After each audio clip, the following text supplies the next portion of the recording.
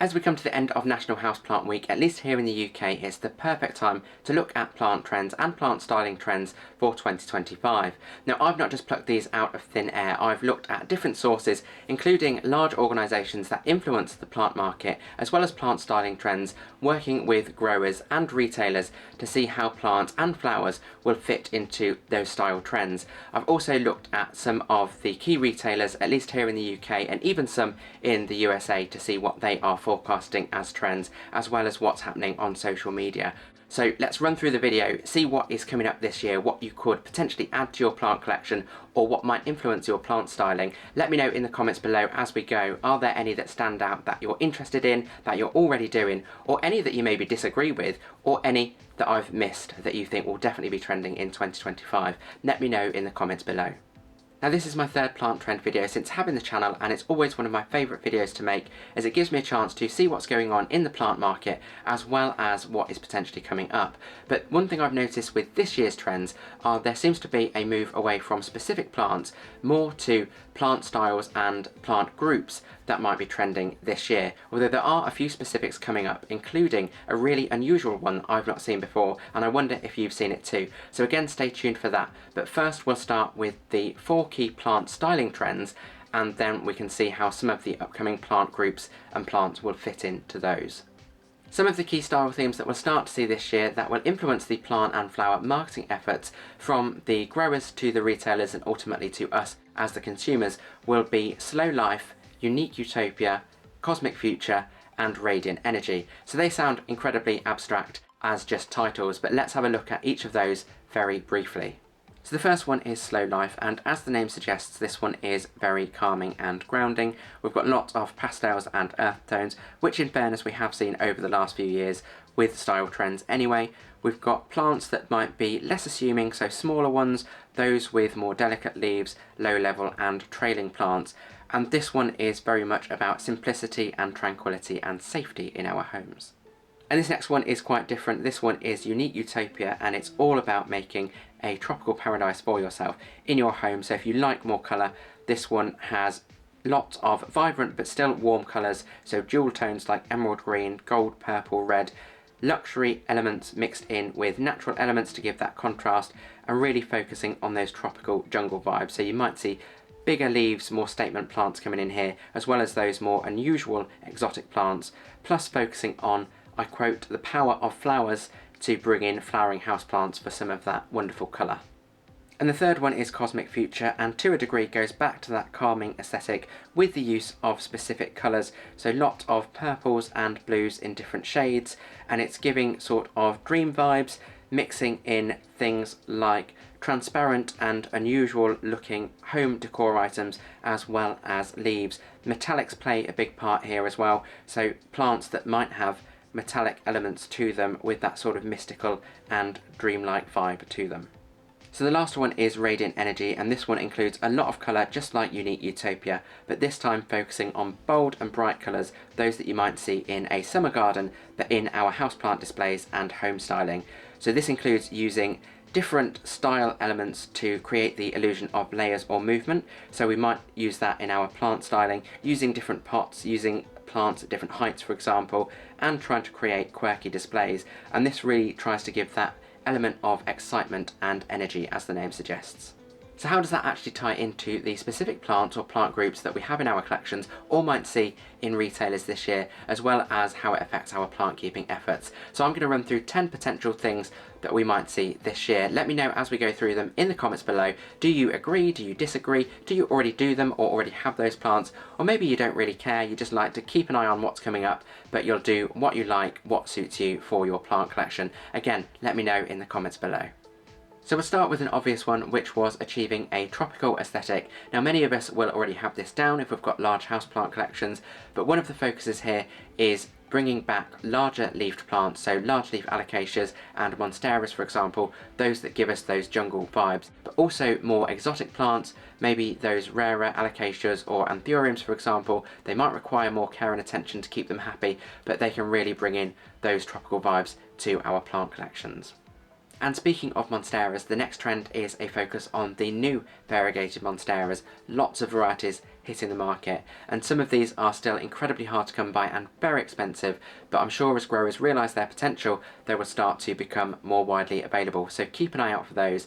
And if you haven't seen them already, I've done a separate video on some of those new varieties, which I'll link at the end, so you can have a look at those in more detail and potentially add some to your plant wish list. Two of those style trends included a lot of colour, so there'll be a focus on colourful houseplants going into 2025. Now that could be the obvious, like flowering houseplants, so St Paulia, bromeliads and flowering anthuriums, as well as things with colourful foliage, in particular caladiums or Fittonia for example, and some of those will obviously add to those tropical vibes we mentioned for trend 1 as well. And for the fourth one, we're going back to a specific plant type, and this is a Hoya. This one's a very sad one that I got in a rescue box, so hopefully this one will recover. But this one has come from many sources as I was doing the research for this video. Many different sources saying that Hoyas will have their day in 2025. The different varieties link into the various style trends we spoke about earlier, so they can look quite unusual. You can get green ones, you can get ones with colourful foliage. You also get those wonderful, bright and again unusual flowers that link into those style trends. And they've been around for a long time, but one source did also say that while they've been around, some people like them, some people don't. They've never really had a focus as a trend themselves, unlike things like the Monstera or the fiddle-leaf fig. So this year looks like it's going to be the year of the Hoya. So if you've already got them, then great, you're ahead of the curve. If you haven't, you'll probably see a lot more in retailers this year. And the fifth one is more about plant aesthetic and focusing on ones that are maybe a bit more unusual or look a little bit mystical, with a real focus on metallics. So I've got a Philodendron Florida Bronze here with that wonderful bronze tone, but you can get the more obvious metallic ones like a Pilea spruciana silver tree, some Aglaonemas with the silver bands on them, Tradescantia zebrina, which is an unusual looking plant in itself anyway, as well as those unusual leaves that you might find with the sheer variety of Begonia rex that you can get. So keep an eye out for lots of unusual looking plants and metallics hitting the plant market. Now the sixth one is more about our plant keeping practices, and this one is focusing on sustainability. So more around buying with purpose, buying plants that will actually fit our spaces and thrive in our spaces, rather than necessarily buying plants for plant's sake and potentially them not surviving in our environments, but also looking at where plants and the materials that we use, so our potting mixes and even the pots themselves as well, how they are sourced, and are they sent, if we buy them remotely, if we buy them online, are they sent in sustainable packaging for example, and just looking at our plant keeping practices, so reusing, recycling things where we can as well, and just having a bit more of an environmental focus. And this next one is more about plant displays and even home decor, and it's all about creating an unusual or quirky look with our displays. So it could be using items that you wouldn't usually use in a plant display, so maybe repurposing things from around the house that could be plant pots or plant trays, and even unusual decor items mixed in with that display. Things that you could find in thrift or vintage stores, or even things that people have just discarded. So again, you've got that sustainability element there, but also you're going to find something that's potentially a little bit different to what you would find brand new in a store, as well as moving away from uniformity. So instead of having all of your pots the same colour and design, just mixing that up and having different colours and different designs, so you've got a real eclectic display. And this next one links back to the style trend of slow life, so looking at smaller and more delicate looking plants, so things like the Peperomia prostrata or Hope or Pixie with those small leaves, things like Pilea glauca with very much clustered leaves, as well as even ferns like maidenhair fern and asparagus fern, which are very soft and delicate in aesthetic as well as feel and texture. So I'm sure there are many more out there. Let me know if you can think of any others that you'd add to that sort of group in the comments below. And this next one is a specific plant, and it's quite an unusual one, so let me know if you've seen it before or possibly have one in your collection already in the comments below. This one is the Cena Goldiana, and as you can see, it looks like a very striking plant with those wonderful wide leaves and the green tiger stripes. To me, it almost looks like an amalgamation of two different plants, almost like it's got Sansevieria or snake plant leaves stuck onto a tree type form. Now I do know Sansevieria was moved under the Dracena a few years ago, so they are technically all part of the same group of plants or family of plants, but this just looks like they've taken leaves from one plant and stuck them on a different one. But let me know your thoughts in the comments below. And this came up from another source, so this could potentially be one that hits the plant markets, and you'll start to see this in 2025 too. Now I did say at the start of the video I would cover 10 plant trends plus the style trends, but I realised as I was going through the video I accidentally combined two of them together. So unique plants and metallic plants should have been separate, but they were done together. So if you're looking for a 10th trend, don't worry, it has already been covered in the video.